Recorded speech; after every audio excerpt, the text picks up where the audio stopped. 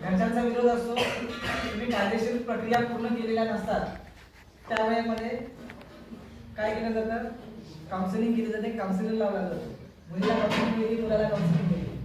आता जर का काही काउन्सिलर असेच असतात, तर आमच्यासारखा जर काउन्सिलर असला, आम्ही दोन्ही बाजू तपासून बघतोय की मुलगा आणि मुलगी बरं कास्टमध्ये काय दिसतं का, किंवा खरंच ही दोघं मुलं व्यवस्थितरित्या भविष्यामध्ये चांगलं करू शकतात का, किंवा फायनान्शियल सिच्युएशन नुसार किंवा त्या मुलीची परिस्थिती काय होती आणि भविष्यामध्ये ती मुलगी त्या मुलासोबत बरोबर राहू शकते का, कारण तिचा फायनान्शियल बॅकअप वेगळा होता, मुलाचा वेगळा होता आणि भविष्यामध्ये यांचं पटणार नाही, कुठेतरी जाऊन पुढे शेवटी वेगळ्याच प्रकारे घडणार, पुन्हा ती जबाबदारी कोणावर येणार, न्यायालयाकडे या पुढचे घडत असतात. असं होऊ नये म्हणून आम्ही त्याच वेळी डिसिजन घेतलेला असतो, किती झालं तरी या दोघांना एकत्र होऊ द्यायचं नाही. मग अशा वेळेमध्ये काउन्सिलिंग केली जाते. आमच्यासारखा जर काउन्सिलर असला तर 100% त्या मुलीला त्या मुलापासून त्याच ठिकाणी ती मुलगी सांगते मी मुलासोबत जाणार नाही, मी आई वडिलांना सांगते कसंच ऐकणार. मग अशा वेळेमध्ये काय केलं जातं, तुम्ही जर त्या मुलीला पळून घेऊन गेलात, तुम्ही काय सांगत होता, हा मुलगी असं होणारच नाही, जाणारच नाही, माझ्यासोबत राहणार, छाती डोकून सांगणार, ती मुलगी पण छाती डोकून सांगत होती. परंतु जेव्हा काउन्सिलिंग झाली तेव्हा ती मुलगी सांगते नाही, मी माझ्या आई वडील जसे सांगतील.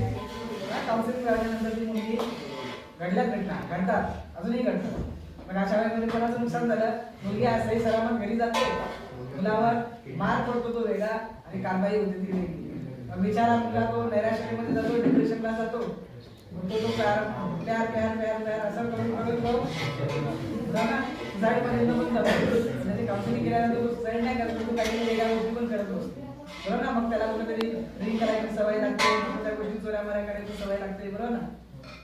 अशा गोष्टींमध्ये सुद्धा तो नुकसान कोणाचं झालं, मुलगी लग्नावर निघून जाते, मुलगा आहे तसाच, बरोबर. ही वस्तुस्थिती आहे, म्हणून मुलांसाठी सांगतोय अशा गोष्टी सुद्धा तर करायच्या असतील, सांगू का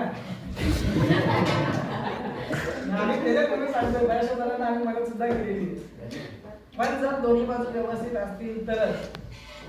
अशा वेळेमध्ये जर 18 वर्ष मुलीचे मुलाचे 21 वर्ष पूर्ण असतील, दोघं समजूतदार असतील, दोघांची कंडिशन व्यवस्थित असेल, घरच्यांचं दोघांचं जे रिलेशन असतात, म्हणजे जरी तुम्हाला विरोध असला तरी सुद्धा मुलीची आणि मुलाची एकमेकांना अंडरस्टँडिंग करण्याची आणि त्यांच्या फॅमिलीची अंडरस्टँडिंग करण्याची जर कॅपॅसिटी असेल, कॅपॅसिटी म्हणताय कोणाची, तुमची नाही, तुमची तर असते, तुम्ही वाहून गेलेला कशामध्ये, प्रेमामध्ये नाही. मग अशा कसं सांगितलं कसं, त्याच्यामध्ये तुम्हाला त्या धुंदीत असतात, तसं त्या दारू पिलेल्या माणसाला विचारलं ना, कारण तू या झाडावर चढता पण येते का,